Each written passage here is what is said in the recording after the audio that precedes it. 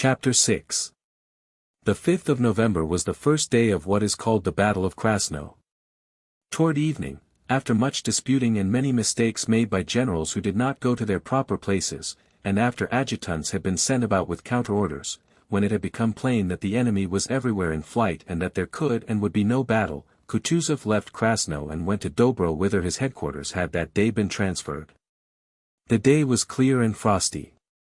Kutuzov rode to Dobro on his plump little white horse, followed by an enormous suite of discontented generals who whispered among themselves behind his back. All along the road groups of French prisoners captured that day, there were 7,000 of them, were crowding to warm themselves at campfires. Near Dobro an immense crowd of tattered prisoners, buzzing with talk and wrapped and bandaged in anything they had been able to get hold of, were standing in the road beside a long row of unharnessed French guns. At the approach of the commander-in-chief the buzz of talk ceased and all eyes were fixed on Kutuzov who, wearing a white cap with a red band and a padded overcoat that bulged on his round shoulders, moved slowly along the road on his white horse. One of the generals was reporting to him where the guns and prisoners had been captured. Kutuzov seemed preoccupied and did not listen to what the general was saying. He screwed up his eyes with a dissatisfied look as he gazed attentively and fixedly at these prisoners, who presented a specially wretched appearance. Most of them were disfigured by frost-bitten noses and cheeks, and nearly all had red, swollen and festering eyes. One group of the French stood close to the road, and two of them, one of whom had his face covered with sores, were tearing a piece of raw flesh with their hands. There was something horrible and bestial in the fleeting glance they threw at the riders and in the malevolent expression with which, after a glance at Kutuzov, the soldier with the sores immediately turned away and went on with what he was doing. Kutuzov looked long and intently at these two soldiers. He puckered his face, screwed up his eyes, and pensively swayed his head. At another spot he noticed a Russian soldier laughingly patting a Frenchman on the shoulder, saying something to him in a friendly manner, and Kutuzov with the same expression on his face again swayed his head. "What were you saying?" he asked the general, who continuing his report directed the commander-in-chief's attention to some standards captured from the French and standing in front of the Preobrazhensk regiment. "Ah, the standards," said Kutuzov, evidently detaching himself with difficulty from the thoughts that preoccupied him. He looked about him absently. Thousands of eyes were looking at him from all sides awaiting a word from him. He stopped in front of the Preobrazhensk regiment, sighed deeply, and closed his eyes. One of his suite beckoned to the soldiers carrying the standards to advance and surround the commander-in-chief with them. Kutuzov was silent for a few seconds and then, submitting with evident reluctance to the duty imposed by his position, raised his head and began to speak. A throng of officers surrounded him. He looked attentively around at the circle of officers, recognizing several of them. "I thank you all," he said, addressing the soldiers and then again the officers. In the stillness around him his slowly uttered words were distinctly heard. "I thank you all for your hard and faithful service. The victory is complete and Russia will not forget you. Honor to you forever." He paused and looked around. "Lower its head, lower it," he said to a soldier who had accidentally lowered the French eagle he was holding before the Preobrazhensk standards. "Lower, lower, that's it. Hurrah lads," he added, addressing the men with a rapid movement of his chin. "Hurrah!" roared thousands of voices. While the soldiers were shouting Kutuzov leaned forward in his saddle and bowed his head, and his eye lit up with a mild and apparently ironic gleam. "You see, brothers," said he when the shouts had ceased, and all at once his voice and the expression of his face changed. It was no longer the commander-in-chief speaking but an ordinary old man who wanted to tell his comrades something very important. There was a stir among the throng of officers and in the ranks of the soldiers, who moved that they might hear better what he was going to say. "You see, brothers, I know it's hard for you, but it can't be helped. Bear up, it won't be for long now. We'll see our visitors off and then we'll rest. The Tsar won't forget your service. It is hard for you, but still you are at home while you see what they have come to," said he, pointing to the prisoners. "Worse off than our poorest beggars. While they were strong we didn't spare ourselves, but now we may even pity them. They are human beings too. Isn't it so, lads? He looked around, and in the direct, respectful, wondering gaze fixed upon him he read sympathy with what he had said. His face grew brighter and brighter with an old man's mild smile, which drew the corners of his lips and eyes into a cluster of wrinkles. He ceased speaking and bowed his head as if in perplexity. But after all, who asked them here? Serves them right, the bloody bastards, he cried, suddenly lifting his head. And flourishing his whip he rode off at a gallop for the first time during the whole campaign, and left the broken ranks of the soldiers laughing joyfully and shouting, "Hurrah!" Kutuzov's words were hardly understood by the troops. No one could have repeated the field marshal's address, begun solemnly and then changing into an old man's simple-hearted talk, but the hearty sincerity of that speech, the feeling of majestic triumph combined with pity for the foe and consciousness of the justice of our cause, exactly expressed by that old man's good-natured expletives, was not merely understood but lay in the soul of every soldier and found expression in their joyous and long-sustained shouts. Afterwards, when one of the generals addressed Kutuzov asking whether he wished his caleche to be sent for, Kutuzov in answering unexpectedly gave a sob, being evidently greatly moved. Chapter 7. When the troops reached their night's halting place on the 8th of November, the last day of the Krasno battles, it was already growing dusk. All day it had been calm and frosty with occasional lightly falling snow, and toward evening it began to clear. Through the falling snow a purple-black and starry sky showed itself and the frost grew keener. An infantry regiment which had left Tarutino 3,000 strong but now numbered only 900 was one of the first to arrive that night at its halting place, a village on the highroad. The quartermasters who met the regiment announced that all the huts were full of sick and dead Frenchmen, cavalrymen, and members of the staff. There was only one hut available for the regimental commander. The commander rode up to his hut. The regiment passed through the village and stacked its arms in front of the last huts. Like some huge many-limbed animal, the regiment began to prepare its lair and its food. One part of it dispersed and waded knee-deep through the snow into a birch forest to the right of the village, and immediately the sound of axes and swords, the crashing of branches, and merry voices could be heard from there. Another section amid the regimental wagons and horses which were standing in a group was busy getting out cauldrons and rye biscuit, and feeding the horses. A third section scattered through the village arranging quarters for the staff officers, carrying out the French corpses that were in the huts, and dragging away boards, dry wood, and thatch from the roofs, for the campfires, or wattle fences to serve for shelter. Some 15 men with merry shouts were shaking down the high wattle wall of a shed, the roof of which had already been removed. Now then, all together, shove, cried the voices, and the huge surface of the wall, sprinkled with snow and creaking with frost, was seen swaying in the gloom of the night. The lower stakes cracked more and more and at last the wall fell, and with it the men who had been pushing it. Loud, coarse laughter and joyous shouts ensued. Now then, catch hold in twos. Hand up the lever. That's it. Where are you shoving to? Now, all together. But wait a moment, boys. With a song. All stood silent, and a soft, pleasant velvety voice began to sing. At the end of the third verse as the last note died away, 20 voices roared out at once, "Hoo-oh-oh-oh-oh." That's it. All together. Heave away, boys, but despite their united efforts the wattle hardly moved, and in the silence that followed the heavy breathing of the men was audible. Here, you of the 6th Company. Devils that you are. Lend a hand, will you? You may want us one of these days.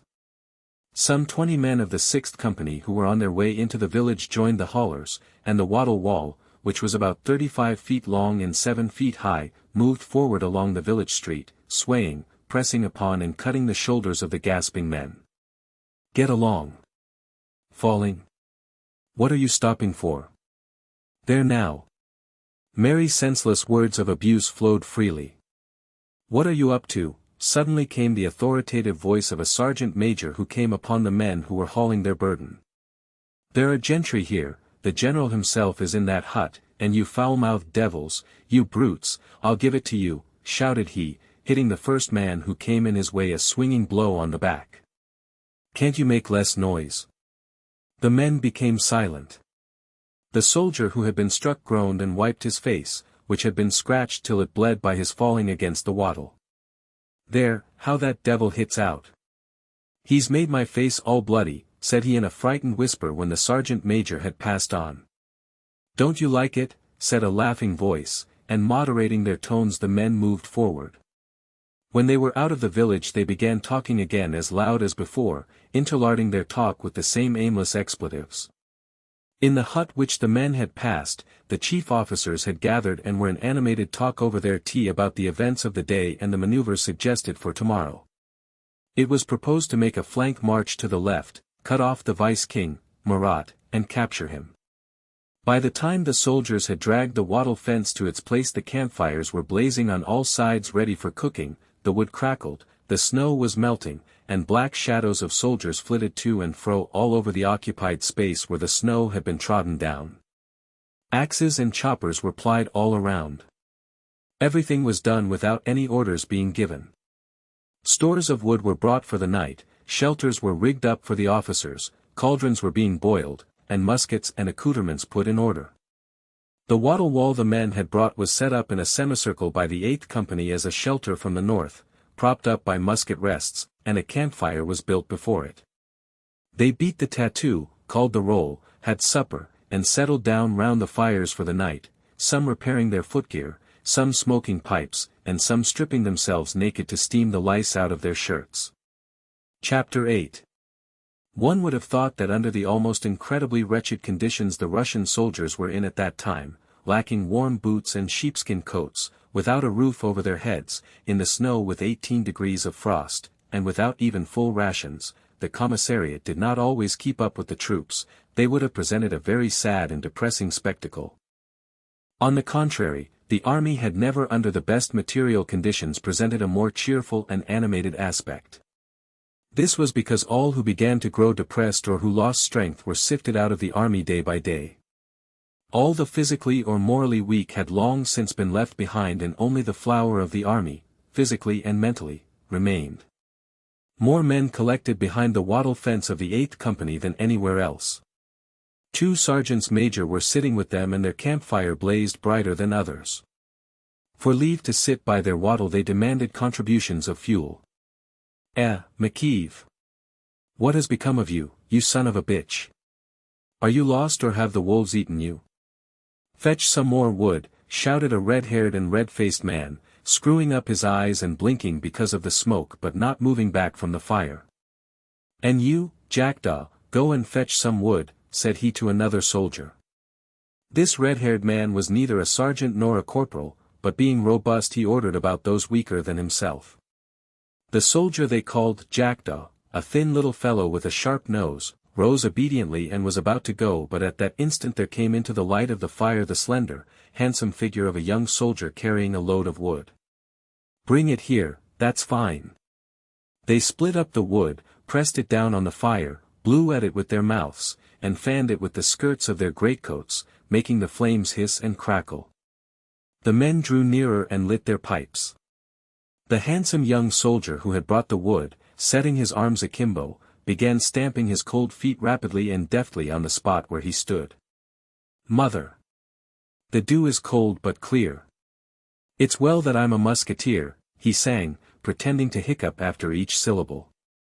Look out, your soles will fly off, shouted the red-haired man, noticing that the sole of the dancer's boot was hanging loose. What a fellow you are for dancing! The dancer stopped, pulled off the loose piece of leather, and threw it on the fire. Right enough, friend, said he, and, having sat down, took out of his knapsack a scrap of blue French cloth, and wrapped it round his foot. It's the steam that spoils them, he added, stretching out his feet toward the fire. They'll soon be issuing us new ones. They say that when we've finished hammering them, we're to receive double kits. And that son of a bitch Petrov has lagged behind after all, it seems, said one sergeant major. I've had an eye on him this long while, said the other. Well, he's a poor sort of soldier. But in the 3rd Company they say 9 men were missing yesterday. Yes, it's all very well, but when a man's feet are frozen how can he walk? Don't talk nonsense, said a sergeant major. Do you want to be doing the same, said an old soldier, turning reproachfully to the man who had spoken of frozen feet.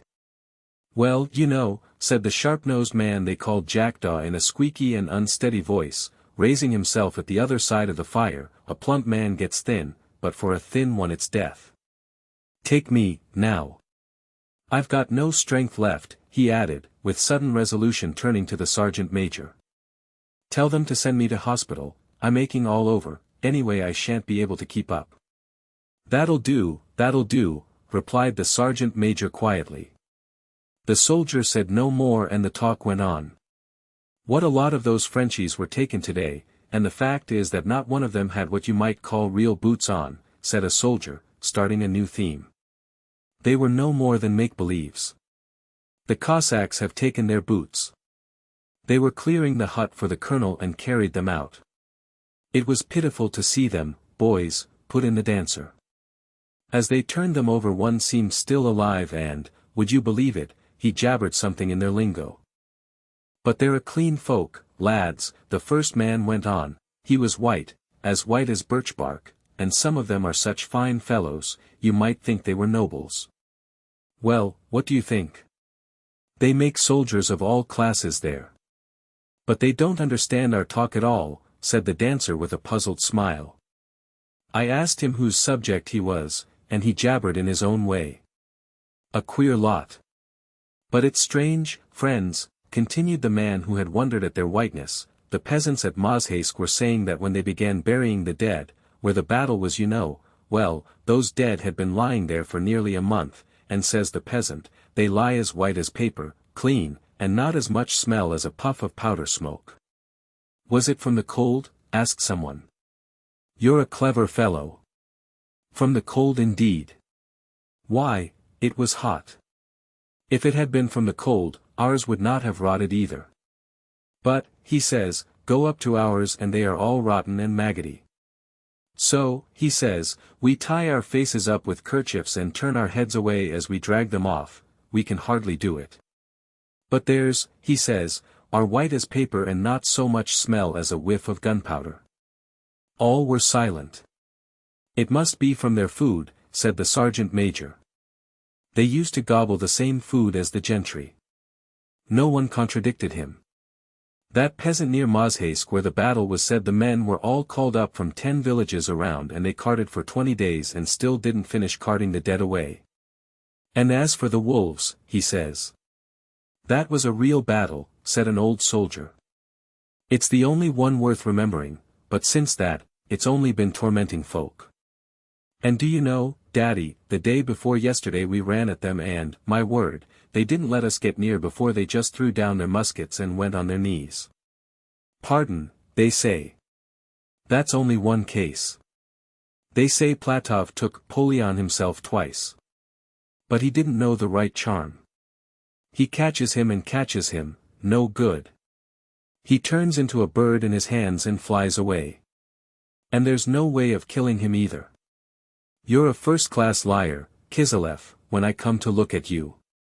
Liar, indeed. It's the real truth. If he fell into my hands, when I'd caught him I'd bury him in the ground with an aspen stake to fix him down. What a lot of men he's ruined. Well, anyhow we're going to end it. He won't come here again, remarked the old soldier, yawning. The conversation flagged, and the soldiers began settling down to sleep. Look at the stars. It's wonderful how they shine. You would think the women had spread out their linen, said one of the men, gazing with admiration at the Milky Way. That's a sign of a good harvest next year. We shall want some more wood. You warm your back and your belly gets frozen. That's queer. Oh Lord! What are you pushing for? Is the fire only for you? Look how he's sprawling. In the silence that ensued, the snoring of those who had fallen asleep could be heard. Others turned over and warmed themselves, now and again exchanging a few words. From a campfire 100 paces off came a sound of general, merry laughter. Hark at them roaring there in the 5th company, said one of the soldiers, and what a lot of them there are. One of the men got up and went over to the 5th company. "They're having such fun," said he, coming back. "Two Frenchies have turned up. One's quite frozen and the other's an awful swaggerer. He's singing songs. Oh, I'll go across and have a look." And several of the men went over to the Fifth Company.